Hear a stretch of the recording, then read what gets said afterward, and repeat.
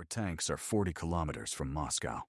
Triumphant wrote German newspapers in October 1941. But they didn't know that these 40 kilometers would become a road to hell for the best army in Europe, which lost everything here, from military equipment to faith in its own invincibility, confidence before the storm. History never forgives arrogance. This is a lesson that the German troops learned particularly harshly under Moscow. Oberleutnant Heinz Weber wrote in his diary on September 29, 1941, "Moscow lies before us like a ripe fruit. Just a few more days of marching, and the capital of the Bolsheviks will fall at the feet of the Führer. Our tanks are ready. The soldiers are full of determination. Who can stop the greatest army that Europe has ever seen?" What bitter irony. These words sound now, when we know what this arrogance has meant for the Third Reich. At the beginning of Operation Typhoon, the weather still favored the German troops. Unteroffizier Kurtmeyer recalled, "September 30th was surprisingly warm. The history of the USSR could have taken a completely different path, knowing then what awaited us ahead." Our motorized units moved forward, raising clouds of dust on the country roads. We were confident that we would celebrate Christmas at home in Germany with victory in our pocket. Colonel Wilhelm Braun recorded in his field notebook, "The first days of October brought us significant successes. The Russians are retreating, leaving behind equipment and supplies. But something worries me about their retreat. It is too organized, as if according to a prearranged plan." By mid-October, the first notes of concern began to appear in the letters of German soldiers. Feldwebel Otto Schmidt wrote to his wife, "The Russians are fighting for every meter of land with such ferocity that we have not seen in either France or Poland. The history of this war is being written in blood on both sides. Yesterday we took a small village, but lost a third of our company, and ahead are hundreds of such villages." Captain of the Medical Service Gerhard Müller noted in his diary, on October 15, 1941, "The hospitals are overflowing with frostbite cases. How is this possible? It is not even winter yet. The Russian climate is merciless to us. The command promises winter uniforms. But when will they arrive?" November 1941 became a nightmare for the German army. Oberst Hans Dietrich described the situation as follows, "The mud paralyzed our advance. Tanks and trucks are sinking in the mud. We have to abandon the equipment and go on foot. And the Russians seem not to notice this mud. Their counterattacks become more and more fierce." Lieutenant Walter Klein, November 20th, 1941. "Yesterday, we tried to take a height near Narofominsk. The history of the country we are trying to conquer seems to stand up to defend its people. The frost reaches minus 25 degrees, and half of the company has no winter boots. The oil in the tanks freezes. The rifle bolts jam. How to fight in such conditions?"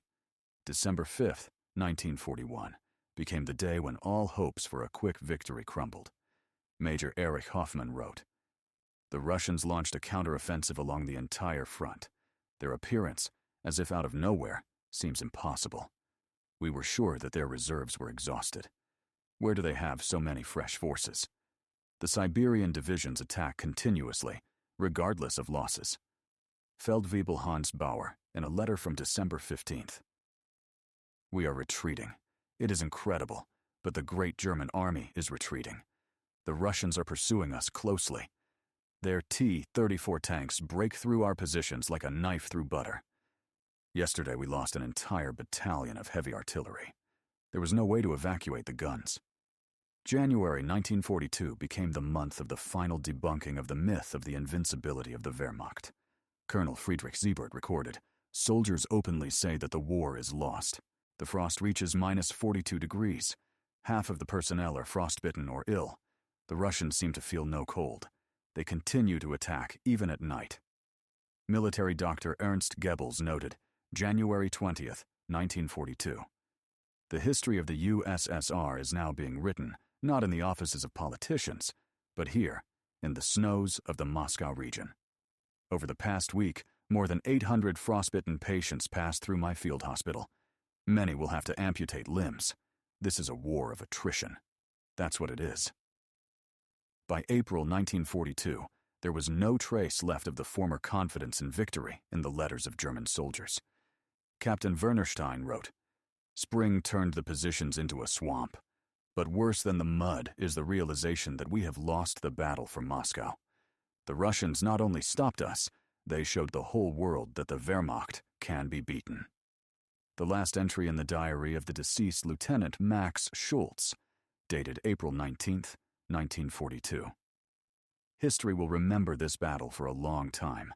We arrived here as invincible conquerors and are leaving, having tasted the bitterness of defeat. Moscow became our fate, our curse. Who could have thought that this war would turn into such a catastrophe? From a secret report of the Army Group Center, discovered after the war. During the battle for Moscow, the German troops suffered catastrophic losses. From September 30th, 1941, to April 20th, 1942, Army Group Center lost over 400,000 men, killed, wounded, and missing. Equipment losses exceeded all conceivable forecasts. More than 1,300 tanks and assault guns, 2,500 artillery pieces, and over 15,000 vehicles and tractors. The chief of the operational department of the 4th Panzer Group, Colonel Walter Schramm, wrote in his diary, "The history of the USSR has never known such a rout of German troops. Only in my group, out of 300 tanks that began the advance on Moscow, by the end of December, only 30 vehicles remained operational. The rest were either destroyed or abandoned during the retreat due to lack of fuel and technical failures." Military Dr. Henry Hoppe, in a letter to colleagues in Berlin. "In all my history of military medicine, I have never faced such a scale of losses. Only in December 1941, more than 100,000 people with frostbite of varying severity passed through our field hospitals. Every 4th case ended in amputation. Many officers say that these losses are worse than combat ones." From the diary of the commander of the 7th Infantry Division, Major General von Gablin, January 12, 1942. "My division has less than 30% of the personnel from the beginning of the operation. Of the 200 officers, hardly 50 are in service. 90% of heavy weapons are lost. The history of the country has never known such a defeat for the German army. Our losses are irreplaceable." Staff Officer Kurt Westphal in his memoirs wrote, "By the spring of 1942, the total losses of Army Group Center were over 100,000 men killed, over 230,000 men wounded, over 80,000 men missing and captured. More than 800 aircraft were lost, over 10,000 machine guns were destroyed or captured, more than 1,500 mortars were lost." The last entry in the diary of Major Ludwig Kerner, dated April 15th, 1942. "Today we summed up the losses of our tank corps.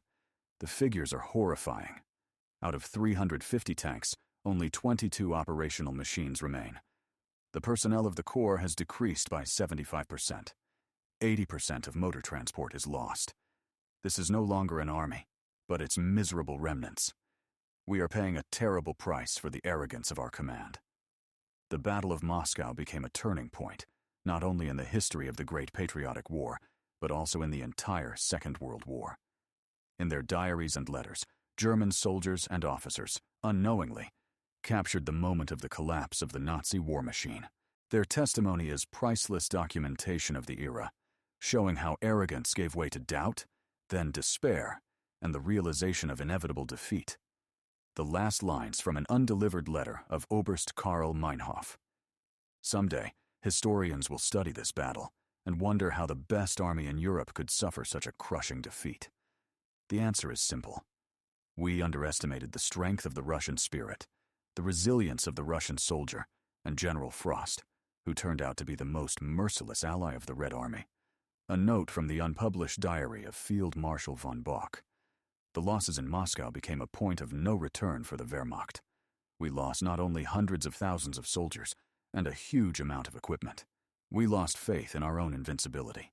History has shown that this defeat marked the beginning of the end of the Third Reich.